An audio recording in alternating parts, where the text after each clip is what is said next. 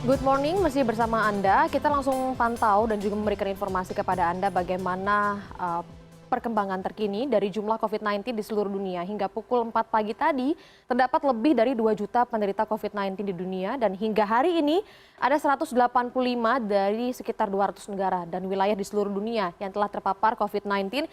Kita langsung saja melihat bagaimana penyebarannya dan juga perkembangannya terkini untuk kita semua agar semakin aware dan juga mengetahui bagaimana COVID-19 secara keseluruhan di dunia. Yang paling pertama adalah kalau kita bicara soal kasus, ada 2.231.990 orang yang kemudian terinfeksi ataupun positif COVID-19. Kemudian dengan rasio kematian yang 6,87% kalau dihitung secara global ataupun dunia, jumlahnya 153.252 pasien yang kemudian harus meninggal. Sementara kalau kita bandingkan dengan jumlah pasien yang kemudian sembuh, ini artinya ada harapan, itu sekitar 568.218 orang akhirnya dinyatakan negatif dari COVID-19, namun tetap harus melakukan isolasi mandiri di rumah masing-masing dengan rasio kesembuhan 25,47%. Ini kami dapatkan dari worldomatters.info coronavirus. Lalu kalau kita lebih geser lagi, lebih detail lagi bagaimana penyebarannya ataupun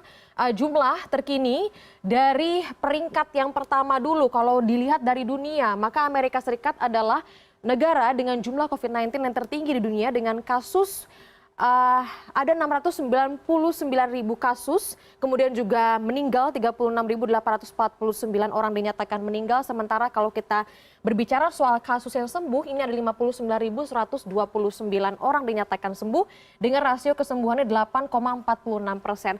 Tapi kalau kita lihat di Amerika Serikat ini dinyatakan makin menurun ataupun makin memburuk. Tadi saya kemudian lihat bahwa Trump dikatakan sangat lamban dalam menangani COVID-19 di sana. 2/3 warga orang Amerika Serikat menyatakan Trump sangat lamban karena dalam 24 jam saja kemudian menyusul angkanya semakin tinggi, ada kemudian yang meninggal. Ini sekitar 4.400 lebih dinyatakan meninggal dunia pertambahannya dalam hanya waktu 24 jam saja. Kalau dihitung Kamis kemudian ke Jumat. Nah kalau kita bandingkan dengan Indonesia, ini merupakan kasus yang terjadi di Indonesia dengan rasio kematiannya 8,78%. Kemudian kita coba lihat lagi bagaimana di negara lain yang merupakan 5 besar. Kemudian juga ada negara Spanyol. Di sini juga kalau kita katakan jumlah kasus meninggal sekitar 19.613.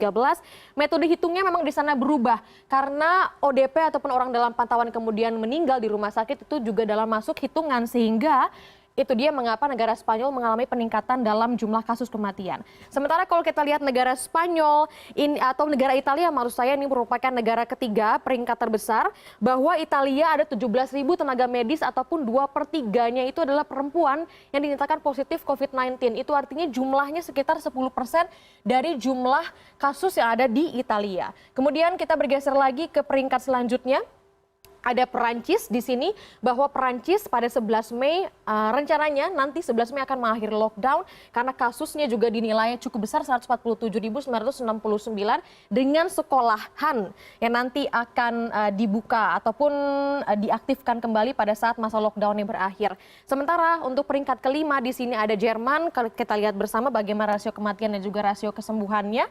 Tapi kalau misalnya kita lihat memang cukup tinggi ya. Kalau dibahas lagi ataupun dibandingkan dengan awal-awal COVID-19 ini masuk ke negara Jerman mendapatkan hal yang positif mengenai penanganan karena dinilai lebih efektif karena ada pengendalian yang cukup baik. Di sana ada sekitar 1,7 juta orang yang melakukan rapid test dan dinyatakan bisa menekan jumlah penyebaran kasus di sana. Mengapa tidak dengan Indonesia? Ya mudah-mudahan saja kita akan semakin banyak rapid test yang dilakukan untuk bisa mengkelompokkan daerah-daerah mana saja yang termasuk zona merah ataupun mereka yang terjangkit virus corona. Kita langsung lihat bagaimana dengan Indonesia. Di sini merupakan kasus 37, merupakan peringkat 37 dengan jumlah kasus yang kemudian bertambah sekitar 407 orang dengan rasio kematiannya sekitar 8,78%, sedangkan rasio kesembuhan ini sudah cukup tinggi dibandingkan dengan rasio kematiannya, yaitu sekitar 10,25%.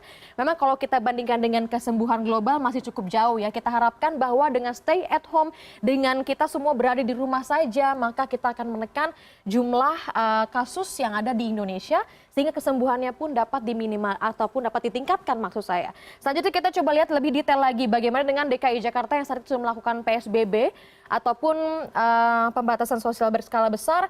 Jumlah kasus yang ada di sini ada sekitar 2.815 dengan jumlah meninggal 246 dan kesembuhan 204. Mudah-mudahan ini akan terus lebih tinggi lagi dibandingkan dengan jumlah kematian ya.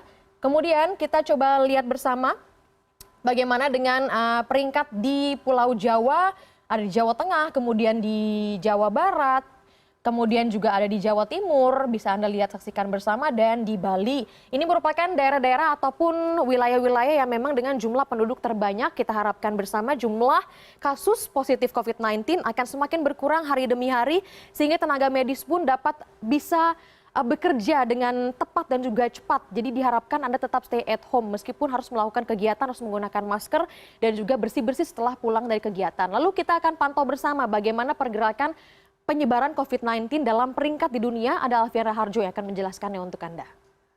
Ya baik, terima kasih Daniar. Kalau kita lihat dan sudah Anda jelaskan tadi bahwa memang sudah ada 5 negara terbanyak positif terjangkit COVID-19. Bisa kita lihat di sini memang saat ini posisinya Amerika Serikat masih menduduki peringkat pertama.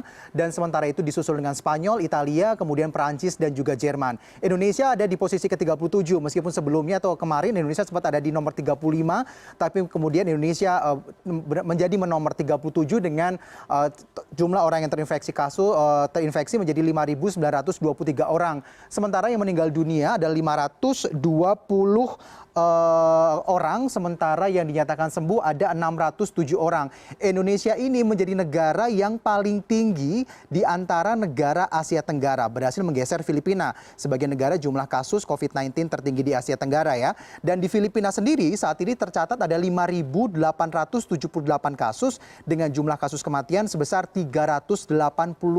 Jadi jumlah kasus kematiannya semakin berkurang di Filipina, sementara Indonesia masih terus bertambah. Kita berharap bahwa jumlah orang yang sembuh di Indonesia juga akan semakin bertambah dengan semakin banyaknya orang melakukan rapid test, semakin giatnya orang stay at home dan sebagainya. Dan selanjutnya kita akan mencoba untuk melihat detail kasus COVID-19 di Indonesia selama 3 hari ke depan. Bisa kita lihat di sini, kalau kita lihat selama 3 hari ke depan memang ada terus pertambahan kasus gitu ya, dari tanggal 15, kemudian 16 dan juga 17. Di tanggal 15 ada 5.136 orang, bertambah 297 kasus. Kemudian di tanggal 16 April bertambah menjadi 5.516 atau bertambah 3.380 kasus. Dan di tanggal 17 April kemarin berdasarkan rilis dari Satuan Gugus COVID-19 ada 5.923 orang, bertambah 407 kasus atau orang yang terinfeksi virus corona. Namun jumlah yang sembuh ini juga semakin besar